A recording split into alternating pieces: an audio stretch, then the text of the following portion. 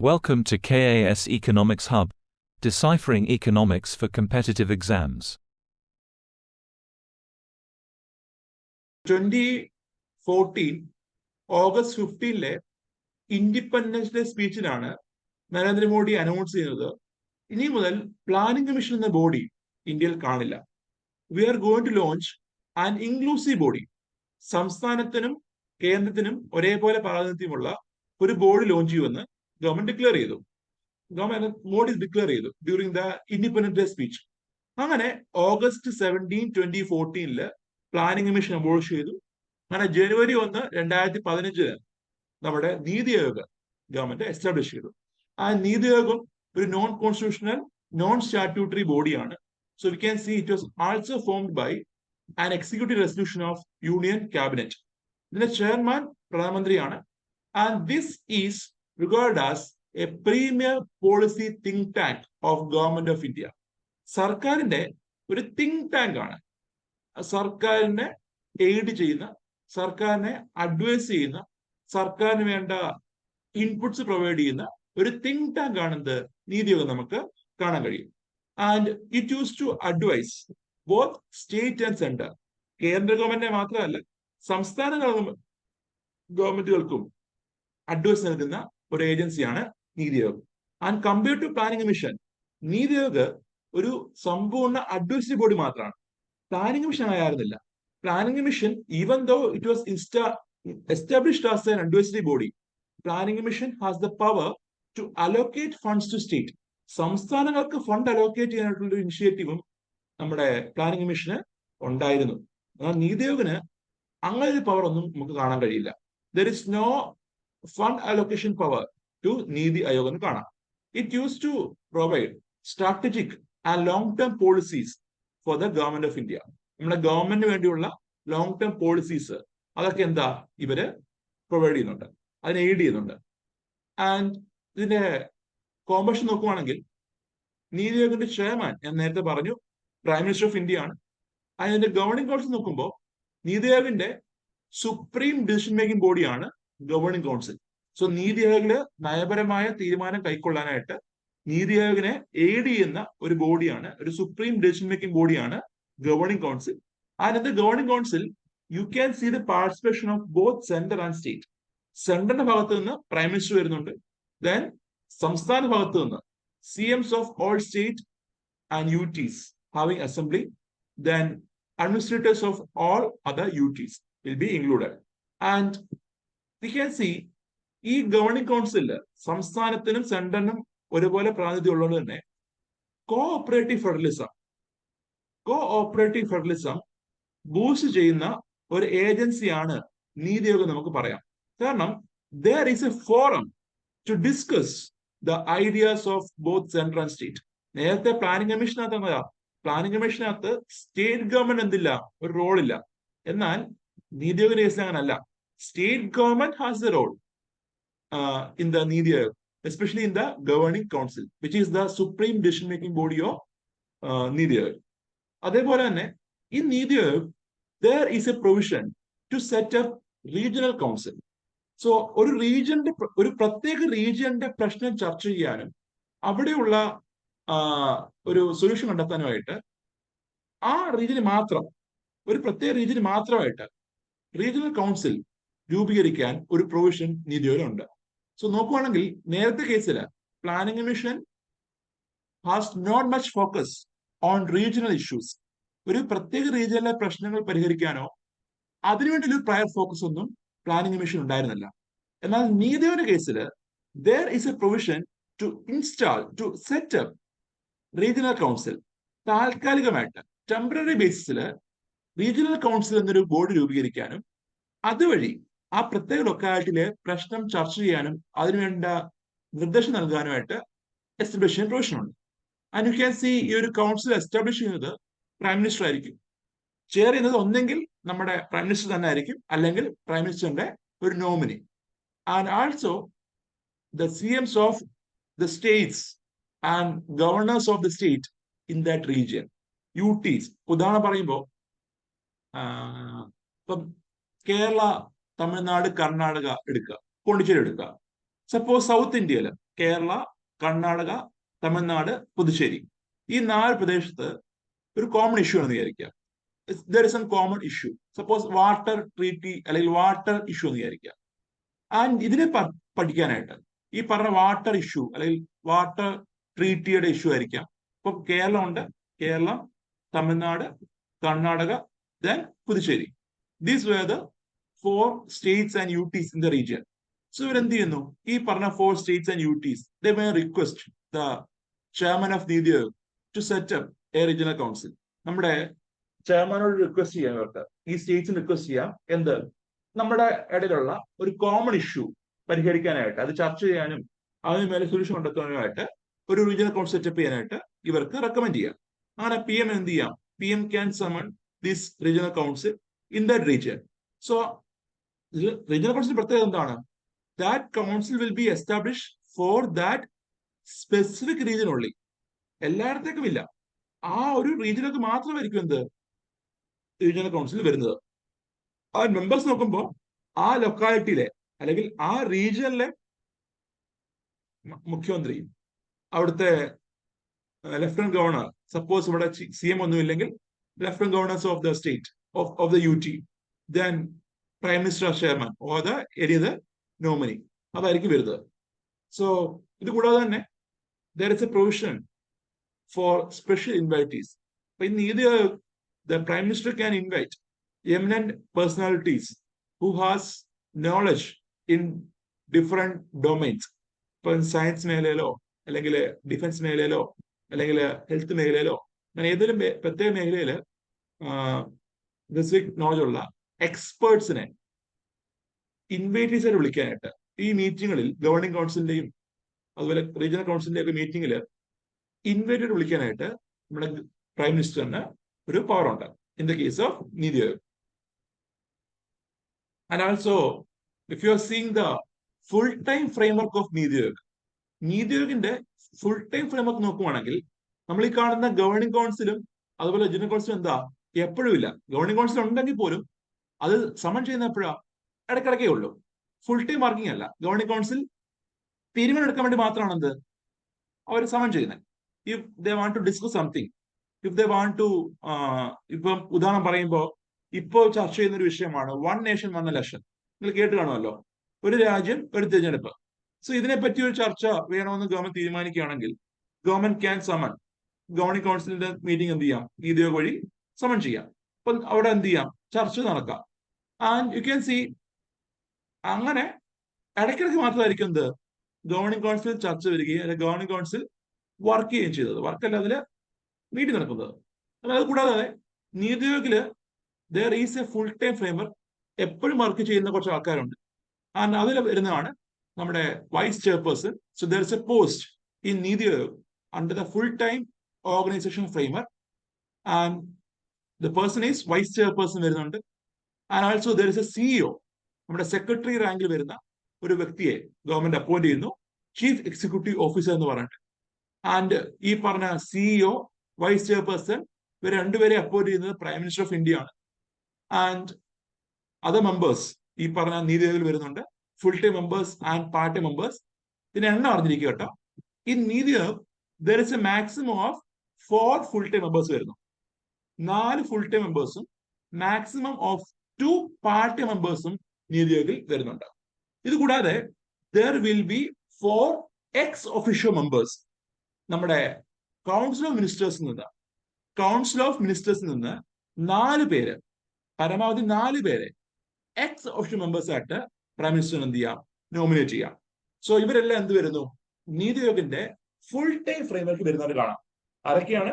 Vice chairperson, then CEO. Both are appointed by prime minister of India. പ്രധാനമന്ത്രി നേരിട്ട് appoint ചെയ്യുന്നതാണ്. നമ്മുടെ പ്രധാനമന്ത്രി നേരിട്ട് അപ്പോയിന്റ് ചെയ്യുന്നതാണ് വൈസ് ചെയർപേഴ്സണെയും CEOയെയും. അതുപോലെ there is 4 full time members and 2 maximum of 2 part time members, and there will be maximum of 4 ex officio members. ഈ ex officio members എന്ന് പറയുമ്പോൾ these are the members from the Council of Ministers nominated by the Prime Minister of India എന്ന് കാണാം. And some of the facts regarding the Niti Aayog chairman and CEO. The first chairman of Niti Aayog ആരാ? Chairman നരേന്ദ്രമോദിയാണ്. First chairman. ഇപ്പോഴത്തെ ചെയർമാനും നരേന്ദ്രമോദിയാണ് chairman. അടുത്ത എന്താണ്? First vice chairman. Vice chairman of Niti Aayog first വരുന്നത് അരവിന്ദ് പനഗരിയാണ്. ആൻഡ് ഫസ്റ്റ് സിഇഒ വരുന്നത് സിന്ധുശ്രീ പിള്ളറാണ്. And current vice chairperson is Suman ബേരിയാണ്. ആൻഡ് കറന്റ് സിഇഒ പരമേശ്വരൻ അയ്യറാണ്. Current CEO. And you can see the functions of Niti Aayog. Niti ആയോഗിന്റെ ഫങ്ഷൻസ് നോക്കുവാണെങ്കിൽ there are mainly 4 objectives for നീതി ആയോഗ്. നീതി ആയോഗിന് പ്രധാനമായും 4 ലക്ഷ്യങ്ങളാണുള്ളത്. ഒന്ന്, fostering cooperative federalism. Cooperative federalism അതെന്ത് ചെയ്യുക? പ്രൊമോട്ട് ചെയ്യുക. നമുക്കറിയാം നീതി ആയോഗില് കമ്പയർഡ് ടു പ്ലാനിംഗ് കമ്മീഷൻ സംസ്ഥാനങ്ങൾക്ക് എന്തുണ്ട്? ഒരു റോളുണ്ട്. സംസ്ഥാനങ്ങൾക്ക് ഒരു പങ്കാളിത്തം ഉറപ്പുവരുത്തുന്നുണ്ട്. സോ കോഓപ്പറേറ്റീവ് ഫെഡറലിസം പ്രൊമോട്ട് ചെയ്യുക it's one of the function of Niti Aayog.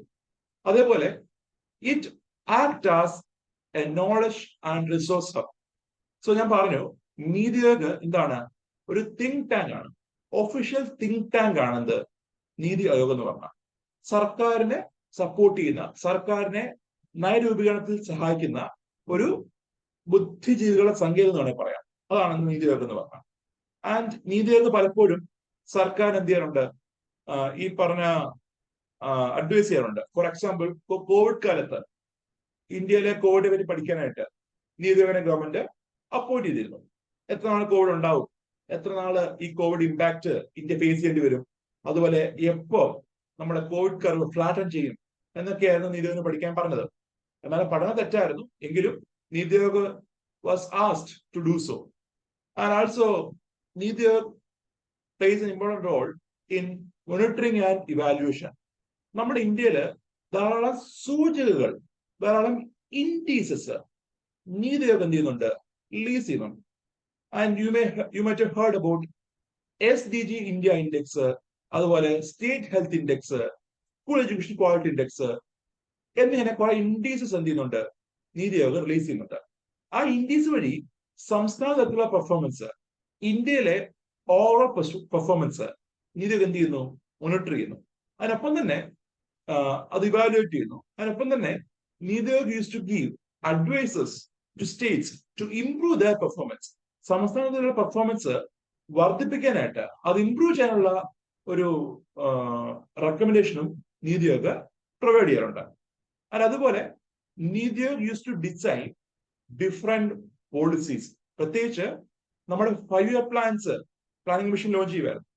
ഇതേപോലെ നീതി ആയോഗിൽ you can see they use to launch different plans like 3 year plan, 7 year plan, 15 year plan എന്നിങ്ങനെ ഡിഫറെന്റ് പ്ലാൻസ് എന്ത് ചെയ്യാറുണ്ട്? ലോഞ്ച് ചെയ്യാറുണ്ട്. Strategy plan, action plan, vision plan എന്നാണ് ഇതിനെ അറിയപ്പെടുന്നത്. So 3 year plan പറയുന്നതാണ് ആക്ഷൻ പ്ലാൻ. അത് കഴിഞ്ഞ് strategy plan, then vision plan. And vision plan എന്നൊക്കെ പറയുമ്പോൾ 15 year നീണ്ടു നിൽക്കുന്ന പ്ലാനാണ്. സോ ഇങ്ങനെ ഡിഫറെന്റ് പ്ലാൻസ് എന്ത് ചെയ്യാറുണ്ട്? നീതി നടപ്പിലാക്കാറുണ്ട്. പക്ഷെ പറയട്ടെ, ഈ പ്ലാൻസ് ഒന്നും ഇംപ്ലിമെന്റ് ചെയ്യാൻ സർക്കാരിന് മേലെ യാതൊരു പ്രശ്നമില്ല. Government has the description to choose whether to implement this plan or not. ഈ നയം നടപ്പിലാക്കണോ വേണ്ടയോ എന്നുള്ളത് സർക്കാർ എന്ത് ചെയ്യാം? സ്വമേധയാ തീരുമാനിക്കാം. And also one more thing, there is no fund allocation power to NITI Aayog to implement this plan. ഈ പ്ലാൻ നടപ്പിലാക്കാൻ വേണ്ടിയുള്ള ഫണ്ട് അലോക്കേഷൻ പവർ നമുക്ക് നീതി ആയോഗിന് കാണാൻ കഴിയില്ല.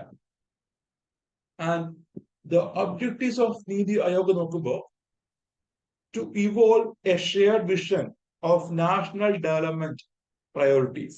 നമ്മുടെ സംസ്ഥാനത്തെ ഉൾപ്പെടുത്തിക്കൊണ്ട് ദേശീയ വികസനത്തിന് വേണ്ടിയുള്ള, അല്ലെങ്കിൽ ദേശീയ പ്രയോറിറ്റിക്ക് വേണ്ടിയുള്ള വികസനം നടപ്പിലാക്കുക. അതേപോലെ to foster cooperative federalism, strong states ഇന്ത്യയിൽ നിർമ്മിക്കുക. And it has the idea that strong states ആയിരിക്കും സ്ട്രോങ് നേഷൻ ഉണ്ടാക്കുന്നത്. And also to develop mechanism to formulate plans at village level and aggregate higher level. So നോക്കുമ്പോൾ നീതിയുടെ approach it is top bottom approach അല്ല, മുകളിൽ നിന്ന് താഴേക്ക് പോകുന്ന approach അല്ല, മറിച്ച് ബോട്ടം അപ്പ് അപ്രോച്ച് ആണ്. താഴെ തലത്തിൽ പ്ലാൻസ് ഇംപ്ലിമെന്റ് ചെയ്ത് അത് എന്ത് ചെയ്യുക, മുകളിലേക്ക് വരിക, അല്ലെങ്കിൽ താഴെ തലത്തിൽ ഈ പറഞ്ഞ ഇംപ്രൂവ്മെന്റ് വരുത്തി അത് മേലോട്ട് കൊണ്ടുവരിക. സോ ഒരു ബോട്ടം അപ്പ് അപ്രോച്ച് ആണ് നീതി ആയോഗിന്റെ ഐഡിയ. എന്നാൽ പ്ലാനിംഗ് മിഷൻ അങ്ങനെ ആയിരുന്നില്ല. പ്ലാനിംഗ് മിഷൻ എന്തായിരുന്നു, ഒരു സെൻട്രലൈസ്ഡ് ബോഡി ആയതുകൊണ്ട് തന്നെ ടോപ്പ് ബോട്ടം അപ്രോച്ച് ആണ്. നമ്മുടെ കേന്ദ്ര ഗവൺമെന്റ് ഒരു കാര്യം ഡിക്റ്റേറ്റ് ചെയ്യുന്നു, അതെന്ത് ചെയ്യുക, താഴെയുള്ള സംസ്ഥാനം നടപ്പിലാക്കുക. Top bottom approach was the approach of planning commission. എന്നാൽ നീതി ആയോഗിന്റെ കേസിൽ അങ്ങനല്ല. താഴെ തരത്തിലുള്ള പോളിസീസ് അല്ലെ താഴെ തരത്തിലുള്ള പ്ലാൻസ് അതെന്ത് ചെയ്യുക, ഡെവലപ്പ് ചെയ്യുക, അത് അഗ്രിഗേറ്റ് ചെയ്യുക, അത് എന്താ അഗ്രിഗേറ്റ് ചെയ്ത് ദേശീയ തലത്തിലേക്ക് ആക്കുക. സോ ബോട്ടത്തിൽ നിന്ന് എന്ത് ചെയ്യുക, മുകളിലേക്ക് പോകുക. അതാണ് നമ്മുടെ നീതി ആയോഗിന്റെ ഒബ്ജക്റ്റീവ്. അതേപോലെ to ensure interest of national security, ദേശീയ സുരക്ഷ ഈ പറഞ്ഞ നീതി ആയോഗ് എയിം ചെയ്യുന്നുണ്ട്. അതേപോലെ to pay attention to sections not benefiting adequately from economic progress.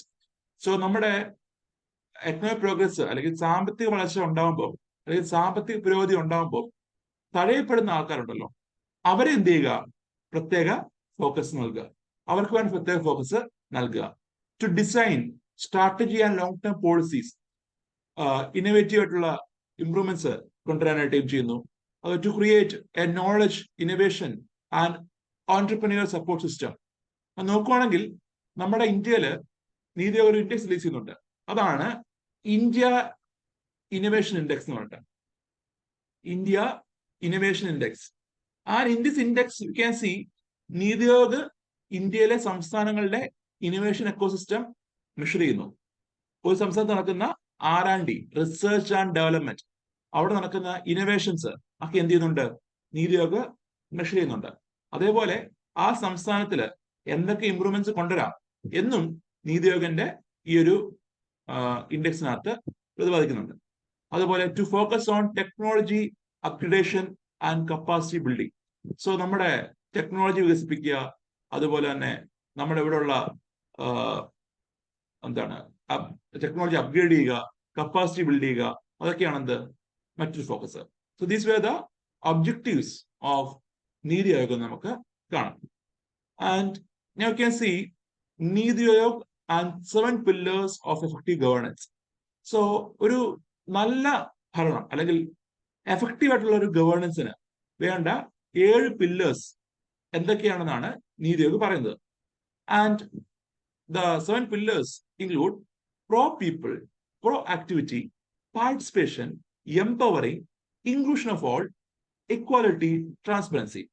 Pro-people എന്ന് വെച്ചാൽ എന്താ, സർക്കാർ ഒരു നയം എടുക്കുമ്പോൾ, സർക്കാർ ഒരു ഗവേണൻസ് എടുക്കുമ്പോൾ അല്ലെങ്കിൽ സർക്കാർ ഭരിക്കുമ്പോൾ അത് ആളുകൾക്ക് വേണ്ടിയായിരിക്കണം, പ്രോ പീപ്പിൾ ആയിരിക്കണം. സോ ആളുകൾക്ക് അല്ലെങ്കിൽ ആളുകളുടെ ബെനിഫിറ്റിന് വേണ്ടി, ആളുകൾക്ക് വേണ്ടി ഒതുങ്ങുന്ന രീതിയിലായിരിക്കണം സർക്കാരിന്റെ ഗവേണൻസ്. സോ ജനപക്ഷമായിരിക്കണം. Then pro activity. So pro activity എന്താണ്, ഒരു ഇഷ്യൂ ഉണ്ടാകുമ്പോൾ അത് പരിഹരിക്കുകയാണ് ചെയ്യേണ്ടത്. ആ ഇഷ്യൂ ഉണ്ടാകുന്നതിന് മുന്നേ എന്ത് ചെയ്യുക, അത് മുൻകൂട്ടി കണ്ട് അത് പരിഹരിക്കുക, ആ ഇഷ്യൂ വരാതിരിക്കാൻ നോക്കുക. സോ നമ്മൾ ഉദാഹരണം പറയുമ്പോൾ വാക്സിനേഷൻ. വാക്സിനേഷൻ എന്താ, ഒരു രോഗം വന്ന് ചികിത്സിക്കുവാണോ, അല്ല, രോഗം വരുന്നതിന് മുന്നേ നമ്മൾ എന്ത് ചെയ്യുന്നു, അതിനെ പ്രിവെന്റ് ചെയ്യുകയാണ്. അതാണ് പ്രോ ആക്റ്റീവ് എന്ന് പറയുന്നത്. So before an issue occurs, ആ ഇഷ്യൂവിനെ നമ്മൾ എന്ത് ചെയ്യുക, മുൻകൂട്ടി കാണുക, ഇങ്ങനെ ഒരു ഇഷ്യൂ ഉണ്ടാവാം എന്ന് മുൻകൂട്ടി കാണുക, അതിനുവേണ്ടി എന്ത് ചെയ്യുക, പ്രിവെന്റീവ് മെഷേഴ്സ് എടുക്കുക, അങ്ങനെ ആ ഇഷ്യൂ ഉണ്ടായിരിക്കാൻ ശ്രമിക്കുക. അതാണ് pro active action. Then participation, ആളുകളെ പങ്കെടുപ്പിക്കുക, പങ്കാളിത്തം ഉറപ്പുവരുത്തുക. ദെൻ അവരെ ശാക്തീകരിക്കുക, എംപവർമെന്റ്. ദെൻ എല്ലാവരും ഉൾപ്പെടുത്തുക, അണ്ടർ പ്രിവിലേജ് ആയിക്കോട്ടെ, വീക്കർ സെക്ഷൻ ആയിക്കോട്ടെ, അവരെല്ലാം എന്ത് ചെയ്യുക, ഈ പറഞ്ഞ നയത്തിലേക്ക് ഉൾപ്പെടുത്തുക. അതുപോലെ തുല്യത ഉറപ്പുവരുത്തുക, ഇക്വാലിറ്റി ഉറപ്പുവരുത്തുക. ദെൻ ട്രാൻസ്പെറൻസി, എന്താണ്, ഈ പറഞ്ഞ സർക്കാർ പ്രവർത്തനം അല്ലെങ്കിൽ സർക്കാരിന്റെ പോളിസീസ്, സർക്കാരിന്റെ ഇനിഷ്യേറ്റീവ്സ്, ഇതെല്ലാം എന്തായിരിക്കണം, ആളുകൾക്ക് തുറന്ന പുസ്തകമായിരിക്കണം. അല്ലെങ്കിൽ സർക്കാർ എന്താ, ട്രാൻസ്പെറന്റ് ആയിരിക്കണം. സർക്കാരിന്റെ പ്രവർത്തനമെല്ലാം ട്രാൻസ്പെറന്റ് ആയിരിക്കണം. ഒപ്പേക്ക് ആവരുത്, മറിച്ച് ഇത് ട്രാൻസ്പെറന്റ് ആയിരിക്കണം. അതാണ് ഈ പറഞ്ഞ transparency. And now can see the uniqueness of Niti Aayog compared to Planning Commission.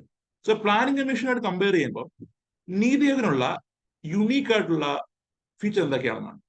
So first feature നമ്മൾ നേരത്തെ പറഞ്ഞതാണ്, റിപ്പീറ്റഡ് പറയുന്നില്ല. എന്താണ്? Fostering cooperative federalism. സംസ്ഥാനത്തെയും കൂടെ ഒരുമിച്ച് കൊണ്ടുവന്ന് ദേശീയ താല്പര്യം അനുസരിച്ച് പ്രവർത്തിക്കുക. സോ ദേശീയ താല്പര്യത്തിന് വേണ്ടിയിട്ട് in order to protect or in order to promote national interest, the states also, in order to protect state interest, bring state also to development. Development ensure the participation of state also. So എന്താ പറഞ്ഞേ? In order to promote national interest, ദേശീയ താല്പര്യം promote ചെയ്യാനായിട്ട് അല്ലെങ്കിൽ ദേശീയ വികസനം promote ചെയ്യാനായിട്ട് സംസ്ഥാനങ്ങൾ എന്ത് ചെയ്യുക? പങ്കാളിത്തം ഉറപ്പുവരുത്തുക. To ensure the participation of states also. അതാണ് ഈ കോപ്പറേറ്റീവ് ഫെഡറലിസത്തിൽ എയിം ചെയ്യുന്നത്. അതേപോലെ it aims in bottom up approach. So local ലെവലിൽ പ്ലാൻ തയ്യാറാക്കി അതിനെ ടോപ്പ് ലെവലിൽ അഗ്രിഗേറ്റ് ചെയ്യുക. അതേപോലെ achieving SDG, sustainable development goals, അത് ഇന്ത്യയിൽ അച്ചീവ്മെന്റ് ചെയ്യുന്നുണ്ട് എന്ന് ഉറപ്പുവരുത്താൻ നീതി ആയോഗ് ടാർഗറ്റ് ചെയ്യുന്നു. അതുപോലെ എൻഹാൻസിങ് കോപ്പറേറ്റീവ് ഫെഡറലിസം മറ്റൊരു ടാർഗറ്റാണ്. എന്താണ് ഈ SDG എന്ന് പറഞ്ഞാൽ? What is this SDG? 2016 നമ്മുടെ UN ഐക്യരാഷ്ട്രസഭ ലോഞ്ച് ചെയ്യുന്ന ഒരു പ്രോഗ്രാമാണ് സസ്റ്റൈനബിൾ ഡെവലപ്മെന്റ് ഗോൾ. 2016 മുതൽ 2030 വരെയുള്ള 15-year ടൈം പീരീഡ് കൊണ്ട് ലോകരാജ്യങ്ങൾ അച്ചീവ് ചെയ്യേണ്ട ചില ഗോൾസ് UN ഡിക്റ്റേറ്റ് ചെയ്യുന്നുണ്ട്. So in total there are 17 SDGs ഉണ്ട്. 17 സുസ്ഥിര വികസന ലക്ഷ്യങ്ങളുണ്ട്. അതാണ് സസ്റ്റൈനബിൾ ഡെവലപ്മെന്റ് ഗോൾസ് എന്ന് പറഞ്ഞത്. ആൻഡ് ഈ പറഞ്ഞ SDGs ഇന്ത്യയുടെ നേട്ടം അല്ലെങ്കിൽ ഇന്ത്യ എന്തുമാത്രം ആ ടാർഗറ്റ് അച്ചീവ് ചെയ്തു, ആ ഗോൾസ് എന്തുമാത്രം ഇന്ത്യ അച്ചീവ് ചെയ്തു, അതെന്ത് ചെയ്യുന്നുണ്ട്? നീതി ആയോഗ് മെഷർ ചെയ്യുന്നുണ്ട്. And there is N index to measure that. അതാണ് SDG ഇന്ത്യ ഇൻഡെക്സ് എന്ന് പറയും. SDG India index to measure India's performance in attaining the SDG goals. Sustainable development goals achieve ചെയ്യുന്നതിൽ ഇന്ത്യയുടെ പെർഫോമൻസ് എന്താണ്, അതാണ് ഈ ഇൻഡെക്സിൽ മെഷർ ചെയ്യുന്നത്. ഇന്ത്യയുടെ ഓവറോൾ മെഷർമെന്റും ഉണ്ട്, അതേപോലെ സംസ്ഥാന തലത്തിലുള്ള മെഷർമെന്റും ചെയ്യുന്നുണ്ട്. നേരത്തെ പറഞ്ഞു, in this NITI Aayog they used to launch different plans, action plan, strategy plan, vision plan എന്നിങ്ങനെ ഡിഫറെന്റ് പ്ലാൻസ് എന്ത് ചെയ്യുന്നുണ്ട്? നീതി ആയോഗ് ലോഞ്ച് ചെയ്യുന്നുണ്ട്. ആൻഡ് ഈ പറഞ്ഞ ഒരു പ്ലാനിലും ഫണ്ട് ലൊക്കേഷനെ പറയുന്നില്ല. And the central has the description, the state has the discretion to approve അല്ലെങ്കിൽ to implement this plan. ഈ ഒരു പ്ലാൻ നടപ്പിലാക്കണോ വേണ്ടയോ, അല്ലെങ്കിൽ ഈ ഒരു റെക്കമെൻഡേഷൻ അക്സെപ്റ്റ് ചെയ്യണോ വേണ്ടയോ എന്ന് ആർക്ക് തീരുമാനിക്കാം? സംസ്ഥാനത്തിനും സെൻട്രലിനും എന്ത് ചെയ്യാം? തീരുമാനിക്കാം.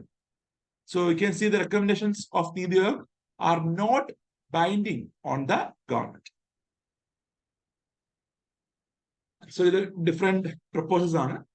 Strategy for India at 75, then vision 2035. ഇത് 2020 വന്നാണ്. 2020 വന്ന ഒരു വിഷൻ പ്ലാൻ ആണ് വിഷൻ 2035 എന്ന് പറഞ്ഞത്. ദെൻ 3-year ആക്ഷൻ അജണ്ട കണ്ടോ? ആക്ഷൻ പ്ലാൻ 2017 മുതൽ 2020 വരെയുള്ള ടൈം പീരീഡിൽ ഗവൺമെന്റ് നടപ്പിലാക്കേണ്ട ചില കാര്യങ്ങളാണ് ഈ 3-year ആക്ഷൻ അജണ്ടയ്ക്ക് എന്ന് പറയുന്നത്. So these are the different proposals for different plans initiated by Niti Aayog. And ഇത് കണ്ടോ 2035 വിഷൻ പ്ലാൻ ആണ്. സോ ഇത് 2020 സമയത്ത് നീതി ആയോഗ് റിലീസ് ചെയ്യുന്ന ഒന്നാണ്. ആൻഡ് വിഷൻ 2035 പറയുന്നത് വിഷൻ 2035 പബ്ലിക് ഹെൽത്ത് സർവൈലൻസ് ആണ്. നോക്കൂ, ഇതാണ് document. Vision 2035 public health surveillance in India. And ഈ ഒരു ഡോക്യുമെന്റില് നിങ്ങൾക്കൊരു കാര്യം കാണാം. It suggests that the government of India need to maintain individual electronic health record for surveillance.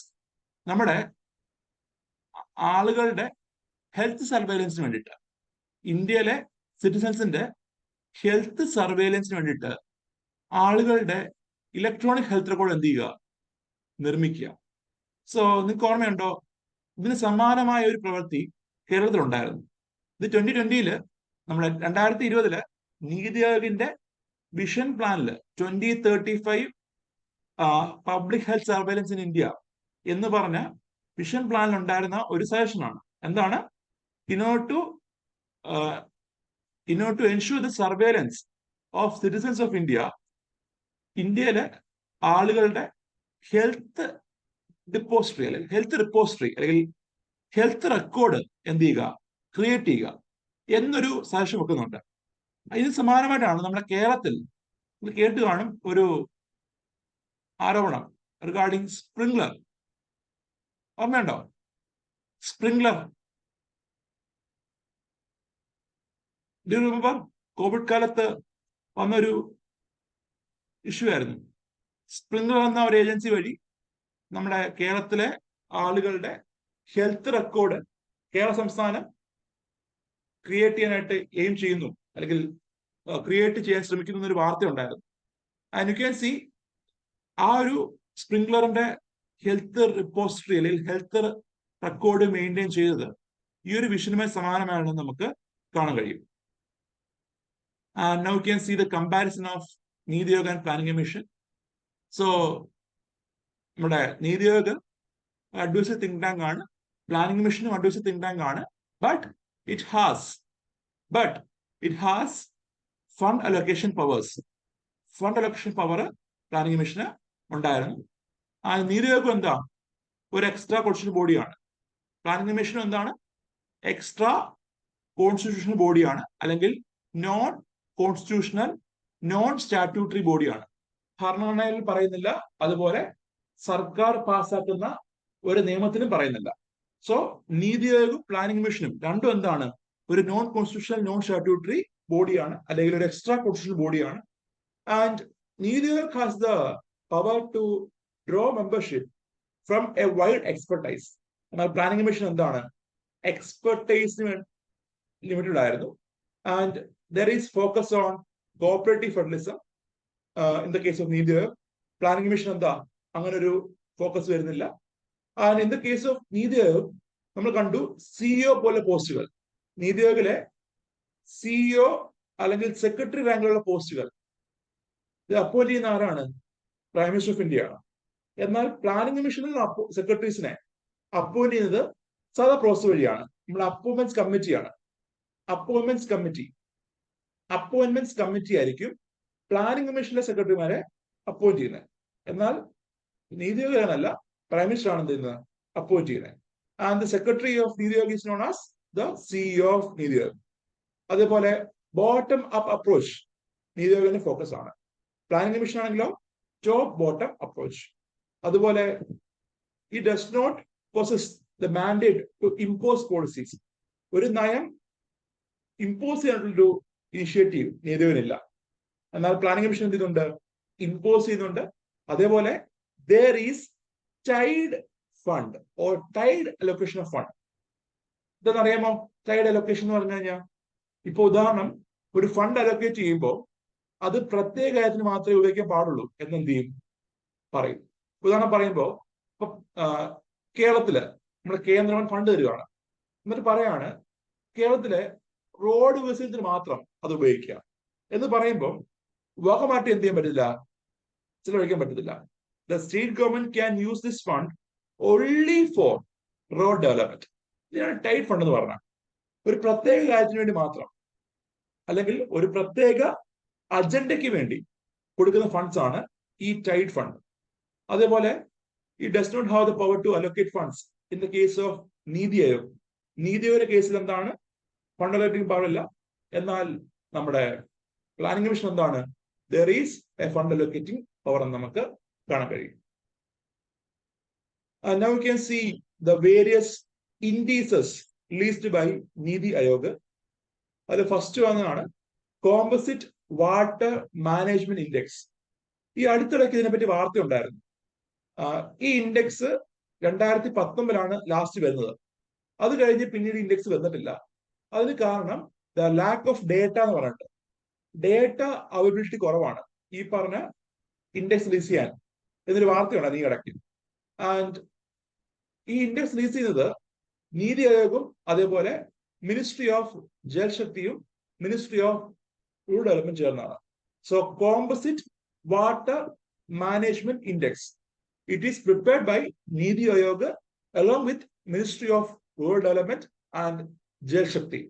And ഈ ഇൻഡെക്സ് മെഷർ ചെയ്യുന്നത് how was the water management in different state. ഓരോ സംസ്ഥാനത്തെയും water management എത്രമാത്രം efficient ആണ്, നമ്മുടെ അവിടുത്തെ സർഫസ് വാട്ടർ എത്രമാത്രം efficient, അവിടുത്തെ surface water efficient ആയിട്ട് യൂസ് ചെയ്യുന്നു, അതുപോലെ ഗ്രൗണ്ട് വാട്ടർ എത്രമാത്രം എഫിഷ്യന്റ് ആയിട്ട് യൂസ് ചെയ്യുന്നു, അതാണ് ഈ പറഞ്ഞ ഇൻഡെക്സിൽ മെഷർ ചെയ്യുന്നത്. So in this index it measures the use അല്ലെങ്കിൽ management of surface water and ground water in different states of India. And among the states you can see Gujarat ആണ് ഏറ്റവും മികച്ച പെർഫോമൻസ് കാഴ്ചവെച്ചത്. ആൻഡ് നമ്മുടെ കേരളം നോക്കുവാണെങ്കിൽ യു ക്യാൻ സി നമ്മുടെ rank അത്ര നല്ലതല്ല. ഗ്രൗണ്ട് വാട്ടർ മാനേജ്മെന്റ് ആയാലും സർഫസ് വാട്ടർ മാനേജ്മെന്റ് ആയാലും ആ സമയത്ത് 2019 we are not so good. So among non-Himalayan states, among northern states, northeastern state, among northeastern state and Himalayan states, Himachal ആണ് better പെർഫോമൻസ് കാഴ്ചവെക്കുന്നത്. among northeastern and Himalayan state, Himachal performed well എന്ന് കാണാം. And next is school education quality index. So നമ്മുടെ school വിദ്യാഭ്യാസത്തെ പറ്റിയുള്ള ഒരു സൂചികയാണ്. What is the quality of the school education in different states? ആ index വരുന്നത് നീതി ആയോഗും അതേപോലെ മിനിസ്ട്രി ഓഫ് എഡ്യൂക്കേഷനുമായിട്ട് യോജിച്ചാണ്. ആ മിനിസ്ട്രി ഓഫ് എഡ്യൂക്കേഷൻ പണ്ട് എന്റെ പേരെന്തായിരുന്നു, early it was known as MHRD എന്നായിരുന്നു, ministry of human resource development. ഇതാണ് പിന്നീട് 2020 MHRD ആണ് പിന്നീട് 2020 മിനിസ്ട്രി ഓഫ് എഡ്യൂക്കേഷനായിട്ട് റീവാം ചെയ്തത്. So earlier Ministry of Education was known by the name Ministry of Human Resource Development. And ഈ ഇൻഡെക്സിൽ പ്രധാനമായിട്ടും മെഷർ ചെയ്യുന്ന index നോക്കുമ്പോൾ learning outcome, access outcome, infrastructure, equity, then governance. So school വിദ്യാഭ്യാസത്തിലുള്ള learning ഔട്ട്കംസും അതേപോലെ അവിടുത്തെ ഗവേണൻസുമാണത് ഈ ഇൻഡെക്സ് മെഷർ ചെയ്യുന്നത്. സോ ലേണിംഗ് ഔട്ട്കംസിനകത്ത് ലേണിംഗ് ഔട്ട്കം, കുട്ടികളുടെ പഠന നിലവാരം, അതുപോലെ അവർക്ക് ഈ സ്കൂൾ വിദ്യാഭ്യാസം ആക്സസ് ചെയ്യാൻ കഴിയുന്നുണ്ടോ, അതുപോലെ അവിടെയുള്ള ഇൻഫ്രാസ്ട്രക്ചർ, സ്കൂളിലുള്ള ഇൻഫ്രാസ്ട്രക്ചറും അവരുടെ ഫെസിലിറ്റീസും അവിടെയുള്ള തുല്യതയും ഒക്കെ എന്ത് ചെയ്യുന്നുണ്ട്, മെഷർ ചെയ്യുന്നുണ്ട്. അതേപോലെ ടീച്ചറിന്റെയും സ്റ്റുഡൻസിന്റെയും അറ്റൻഡൻസ്, ടീച്ചർ അവൈലബിലിറ്റി, ഇവിടുത്തെ അഡ്മിനിസ്ട്രേഷൻ, ഗവേണൻസ്, ഇതെല്ലാം ഈ ഒരു ഇൻഡെക്സ് മെഷർ ചെയ്യുന്നു. And you can see 2019 release ചെയ്ത ദ ലേറ്റസ്റ്റ് ഇൻഡെക്സിൽ കേരളമാണ് എന്ത് മികച്ചിരിക്കുന്നത്. Kerala was the top state among the school education quality index. ആ ലോവസ്റ്റ് സ്കോർ വരുന്നത് യുപിക്കാണ്. യുപിക്കാണ് ലോവസ്റ്റ് സ്കോർ വരുന്നത് നമുക്ക് കാണാൻ കഴിയും. And next is SDG India Index, Sustainable Development Goal India Index. You can see these are the 17 SDGs released by UN. The first one is no poverty, then zero hunger, good health and well-being, quality education, gender equality, clean water and sanitation, affordable and clean energy, decent work and economic growth, industry innovation, reduced inequality, sustainable cities, responsible consumption and production, climate action, life below water, life on land, peace, justice, partnership for goals. So ഞാൻ പറയട്ടെ, ഈ എല്ലാ ഗോൾസും അറിഞ്ഞിരിക്കുക. കാരണം കഴിഞ്ഞ തവണത്തെ മെയിൻസിനകത്ത് was a question that what were the initiatives for SDG 13. SDG 13 വേണ്ടിയുള്ള സർക്കാർ ഇനിഷ്യേറ്റീവ് എന്തൊക്കെയാണ് എന്നൊരു ചോദ്യം ഉണ്ടായിരുന്നു. അപ്പം SDG 13 മാത്രമേ പറഞ്ഞിട്ടുള്ളൂ. അത് ക്ലൈമറ്റ് ആക്ഷൻ ആണെന്ന് പറഞ്ഞിട്ടില്ല. So if you don't know what is SDG 13, you cannot write the answer. അതുകൊണ്ട് തന്നെ when you are learning this, നിങ്ങൾ എന്ത് ചെയ്യുക, ഓരോ SDG 1 എന്താണ്, SDG 2 എന്താണ്, ഈ പല SDG എന്ത് ചെയ്യുക, അതേപോലെ തന്നെ പഠിക്കുക. And you can use some code, ഒരു കോഡ് മാർഗമൊക്കെ എന്ത് ചെയ്യുക, ഈ 15 SDGയും അതിന്റെ ഗോളും ഇതാന്ന് അറിഞ്ഞിരിക്കുക. ഓക്കെ, ആൻഡ് ഇതിന്റെ മെഷർമെന്റ് ആണ് ഈ പറഞ്ഞ SDG ഇന്ത്യ ഇൻഡെക്സ് വരുന്നത്. ആൻഡ് യു ക്യാൻ സി ഇതിന്റെ സ്കോർ വരുന്നത് 0 to 100 ആണ്. And the states are categorised into aspirant, performer, front runner, achiever എന്നിങ്ങനെ സ്റ്റേറ്റ്സിനെ കാറ്റഗറൈസ് ചെയ്യുന്നുണ്ട്. ഒരു സംസ്ഥാനം 100 സ്കോർ അച്ചീവ് ചെയ്ത് കഴിഞ്ഞാൽ, വിച്ച് മീൻസ് ദാറ്റ് ഈ എൻ്റെ ലക്ഷ്യങ്ങളും ഈ പറഞ്ഞ എൻ്റെ ഗോൾസും സമ്പൂർണമായും അച്ചീവ് ചെയ്തെന്ന അർത്ഥം. അച്ചീവർ എന്ന് പറഞ്ഞാൽ, ഫ്രണ്ട് റണ്ണർ എന്ന് പറഞ്ഞു കഴിഞ്ഞാൽ it is about to achieve. ഇതെന്താണ്, അച്ചീവ് ചെയ്യാൻ പോവാണ്. 65 to 99 ആയിരിക്കും സ്കോർ. പെർഫോം എന്ന് പറയുമ്പോൾ എന്താ, എബോ ആവറേജ് ആയിട്ട് പെർഫോമൻസ്, അല്ലെ എബോ ആവറേജ് ആയിട്ട് ഈ സ്റ്റേറ്റ് പെർഫോം ചെയ്യുന്നു എന്നാണ് അർത്ഥം. ആസ്പിറന്റ് മീൻസ് കറന്റ് മോശമാണ്, പക്ഷെ എന്താ, ഇറ്റ് ഈസ് ഇംപ്രൂവിങ് എന്നാണ് പറയുന്നത്. ആൻഡ് യു ക്യാൻ സി ഈ പറഞ്ഞ SDG ഇന്ത്യ ഇൻഡെക്സിൽ ഇന്ത്യയുടെ സ്കോർ, ദ റീസെന്റ് വന്ന ഇൻഡെക്സിൽ ഇന്ത്യയുടെ സ്കോർ 66 ആണ്. So in the 2021 SDG India index, ഇന്ത്യയുടെ സ്കോർ 66 ആണ്. And you can C there is continuous improvement.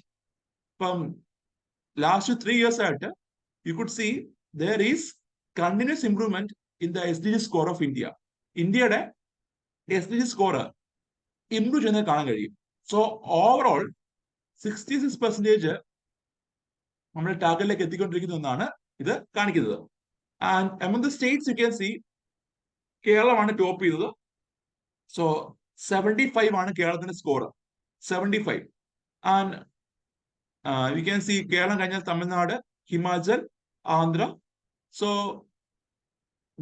ദേശീയ ശരാശരിയേക്കാൾ, നാഷണൽ ആവറേജിനേക്കാൾ കൂടുതലാണിത് നമ്മുടെ കേരളത്തിന്റെ ഒക്കെ സ്കോർ. ഇന്ത്യ 66 ആണ്, കേരളം 75 ആണ്. And among the UTs, among union territory നോക്കുവാണെങ്കിൽ യു ക്യാൻ സി ചണ്ഡീഗഡ് ആണ് ടോപ്പ് ചെയ്യുന്നത്. 79 ആണ് ചണ്ഡീഗഡിലെ SDG സ്കോർ, 79 ആണ്. And these were the comparison of different states and their score. And here you can see 2019 സമയത്ത് 10 States മാത്രമായിരുന്നു നമ്മുടെ ഫ്രണ്ട് റണ്ണർ കാറ്റഗറി ഉണ്ടായിരുന്നത്. ഞാൻ പറഞ്ഞല്ലോ 4 കാറ്റഗറി ഉണ്ട്: aspirant, front runner, then performer, achiever. Sorry, aspirant, performer, front runner, achiever. And ഇതില് front runner കാറ്റഗറിയിൽ score 65 to 99 ഉണ്ടായിരുന്നത് ആകെ 10 സ്റ്റേറ്റ്സ് ആയിരുന്നു 2019.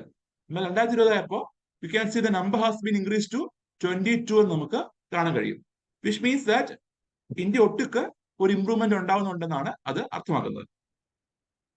And next is India innovation index. സംസ്ഥാന തലത്തിലെ ഇന്നോവേഷൻസ് 2 ഐഡിയ ആണ് ഇത് വരുന്നത്. ഒന്ന്, how the state government is supporting the innovation in the state. ഒരു സംസ്ഥാനത്തിനകത്ത് ഇന്നോവേഷൻ സപ്പോർട്ട് ചെയ്യാൻ വേണ്ടിയിട്ട് സംസ്ഥാന ഗവൺമെന്റ് എന്തുമാത്രം ഇനിഷ്യേറ്റീവ് എടുക്കുന്നു, how much initiative or what were the different policies or programs initiated by the state government for promoting innovation ecosystem in the state. അതേപോലെ എന്തുമാത്രം innovation ഉണ്ടാവുന്നുണ്ട്. 2 ഐഡിയ ഉണ്ട്. ഒന്ന്, സപ്പോർട്ട് മെക്കാനിസം ആണ്. നമ്മുടെ സ്റ്റേറ്റ് ഗവൺമെന്റിന്റെ സപ്പോർട്ട് മെക്കാനിസം എന്തുമാത്രം ഉണ്ട്. മറ്റൊന്ന് എന്താണ്, നമ്മുടെ സംസ്ഥാനത്തിനകത്ത് എന്തുമാത്രം ഇന്നോവേഷൻ ഉണ്ടാവുന്നുണ്ട്. And you can C this index is released by Niti Aayog along with Institute for Competitiveness ആണ്. നീതി ആയോഗും ഇൻസ്റ്റിറ്റ്യൂട്ട് ഫോർ കോമ്പറ്റീറ്റീവ്നെസ്സൂടെ ഒരുമിച്ചാണ് ഈ ഇൻഡെക്സ് റിലീസ് ചെയ്തത്. ആൻഡ് ടോപ്പ് സ്റ്റേറ്റ് വരുമ്പോൾ കർണാടകയാണ്. സോ കർണാടകയാണ് among മേജർ സ്റ്റേറ്റ്സ് ടോപ്പ് ചെയ്ത സംസ്ഥാനം. And Keralam is on the 8th rank ആണ് ഇന്നോവേഷനിൽ. Okay, next is state health index. And 2021 4th edition of State Health Index release ചെയ്തിരുന്നു. And this index is released by Niti Aayog in collaboration with World Bank and Ministry of Health and Family Welfare. So world ബാങ്കുമായിട്ടും അതുപോലെ ministry of health and family welfare ഇവരുമായിട്ട് യോജിച്ച് release ചെയ്ത index ആണ് ഈ പറഞ്ഞ state health index. So health, education മുതലായ എന്ത് മേഖല വന്നു കഴിഞ്ഞാലും ടോപ്പ് ആരായിരിക്കും? കേരളമായിരിക്കും. ആൻഡ് യു ക്യാൻ സി നിലവിലെ എല്ലാ വർഷവും ഈ പറഞ്ഞ ഇൻഡെക്സ് റിലീസ് ചെയ്ത എല്ലാ വർഷവും you can see Kerala was the top state എന്ന് കാണാൻ കഴിയും. ആൻഡ് ബോട്ടം എന്ന സംസ്ഥാനം യു പി ആണ്. And over all these years ഈ പറഞ്ഞ ഇൻഡെക്സ് റിലീസ് ചെയ്ത 4 വട്ടവും you can see the bottom state എന്ന് പറഞ്ഞാൽ യു പി ആണ്. എന്നാൽ പറയട്ടെ, in the latest report it is said that U P has made some improvement. മുൻകാലങ്ങളെ അപേക്ഷിച്ച് ഒരു മാറ്റം ഉണ്ടായെന്ന് പറയുന്നുണ്ട്. 4th എഡിഷനിൽ it is said that UP has made significant improvement in the health. എന്നിട്ട് പോലും എന്താണ് ഇമ്പ്രൂവ്മെന്റ് ഉണ്ടായിട്ട് പോലും യു പി എന്താണ്? ബോട്ടമാണ്. Which shows that it needs more improvement. ഇത് പോരാ, ഇതിനേക്കാളും ഇംപ്രൂവ്മെന്റ് ആവശ്യമുണ്ട് എന്നാണ് അത് മീൻ ചെയ്യുന്നത്. ദെൻ എക്സ്പോർട്ട് പ്രിപ്പയർനെസ് ഇൻഡെക്സ് നമ്മളോട് ഡിസ്കസ് ചെയ്തതാണ്.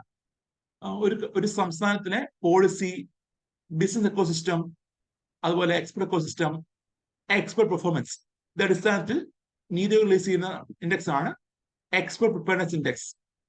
റീസെന്റ് വന്ന റിപ്പോർട്ട് പ്രകാരം 2022 എക്സ്പോർട്ട് പ്രിപ്പയർനെസ് ഇൻഡെക്സിൽ ടോപ്പ് ചെയ്യുന്ന ആരാണ്? ഇറ്റ് ഈസ് തമിഴ്നാടാണ്. തമിഴ്നാടാണ് ടോപ്പ് ചെയ്യുന്നത്. നമ്മൾ ഡിസ്കസ് ചെയ്തതാണ് when we discussed the excel sector of India. Next is Adult Innovation Mission or AIM. So this was an initiative launched by Niti Aayog to promote entrepreneurship and innovation among the students in India. ഇന്ത്യയിലെ school സ്റ്റുഡൻസിന്റെ ഇടയിൽ, school വിദ്യാർത്ഥികളുടെ ഇടയിൽ innovation mind set അല്ലെങ്കിൽ അവരുടെ ഇടയിൽ ഈ പറഞ്ഞ research and development skills ഇതൊക്കെ എന്ത് ചെയ്യുക? പ്രൊമോട്ട് ചെയ്യുക. അതാണ് ഈ ഒരു മിഷന്റെ ഇനിഷ്യേറ്റീവ്. നമ്മുടെ ഇന്ത്യയിലുള്ള സർക്കാർ സ്കൂളുകളിലും അതുപോലെ സ്വകാര്യ സ്കൂളുകളിലൊക്കെ ഇതിന്റെ പ്രോഗ്രാം വരുന്നുണ്ട്. ഇപ്പൊ ട്രിവാൻഡ്രത്തേക്കുള്ളവർക്ക് അറിയാം. If you ever go to ട്രിവാൻഡ്രത്തെ പല സ്കൂളുകളുടെയും വെളിയിൽ you can see the board, Atal innovation മിഷന്റെ ബോർഡ് കാണാം. പ്രത്യേകിച്ച് പട്ടം KVയിലൊക്കെ നിങ്ങൾക്ക് അഡൽ ഇന്നോവേഷൻ മിഷന്റെ ഒരു ബോർഡ് കാണാൻ കഴിയും. ആൻഡ് ദിസ് മിഷന്റെ ഭാഗമായിട്ട് സ്കൂളുകളിൽ there will be setting of adult tinkering labs. Adult tinkering labs set ചെയ്യുന്നു. അഡൽട്ട് ടിങ്കറിംഗ് ലാബ് സെറ്റ് ചെയ്യുന്നു.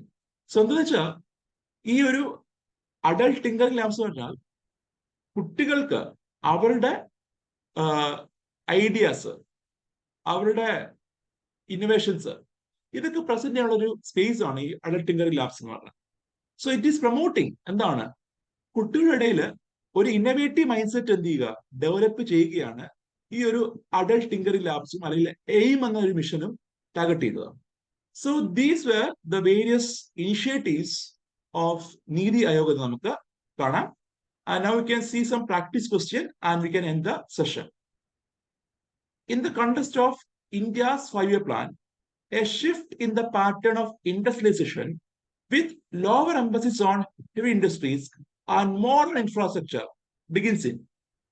നമ്മൾ പറഞ്ഞിരുന്നു, ഒരു പ്ലാൻ പറഞ്ഞപ്പോൾ നമ്മൾ പറഞ്ഞു ഇൻഫ്രാസ്ട്രക്ചറിന് ഒരു ഫോക്കസ് വരുന്നുണ്ട്. ഏതാണ് ആ പ്ലാൻ?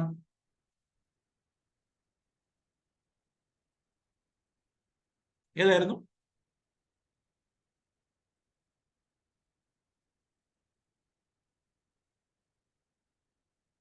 പറഞ്ഞോളൂ. ഇറ്റ് വാസ് 6th പ്ലാൻ ആണ്. നോക്കുമ്പോ second plan, third plan, 4th plan, 5th plan ഒക്കെ നോക്കുമ്പോ നമ്മുടെ വ്യവസായവൽക്കരണത്തിന് വേണ്ടി പ്രൊമോഷൻ ഉണ്ട്. ഇപ്പൊ ഇൻഡസ്ട്രിയലൈസേഷൻ എന്ത് ചെയ്യുന്നുണ്ട്? പ്രൊമോട്ട് ചെയ്യുന്നുണ്ട്. ആ സമയത്തല്ല. ഇപ്പൊ സെക്കൻഡ് പ്ലാനും തേർഡ് പ്ലാൻ ഒക്കെ നോക്കുമ്പോ there was focus on industrialization by promoting heavy industries ആണ്.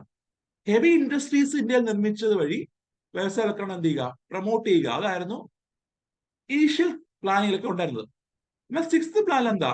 ഇത് വിപുലമായിട്ട് ഇൻഫ്രാസ്ട്രക്ചർ എന്ന ഏരിയക്ക് വേണ്ടി എന്താ ഫോക്കസ് വരുന്നുണ്ട്. So answer is 6th plan. Then the major objective of 12th plan, ഇതൊരു പ്രീവിയസ് UPSC ക്വസ്റ്റ്യൻ ആണ്. എന്താണ് 12th പ്ലാന്റെ major focus?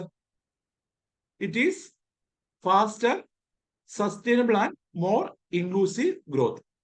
So sustainable growth and inclusive growth, this was the main agenda of 12th plan. എല്ലാവരെയും ഉൾപ്പെടുത്തിയുള്ള സുസ്ഥിരമായ വളർച്ച. Then Government of India has established Niti Aayog to replace the planning mission. Then Atal Innovation Mission is set up under ഏതാണ്? Niti Aayog. So നമ്മൾ already discuss ചെയ്തതാണ്. So that's all about the planning in India. So hereby we are concluding our discussion on 5-year plan.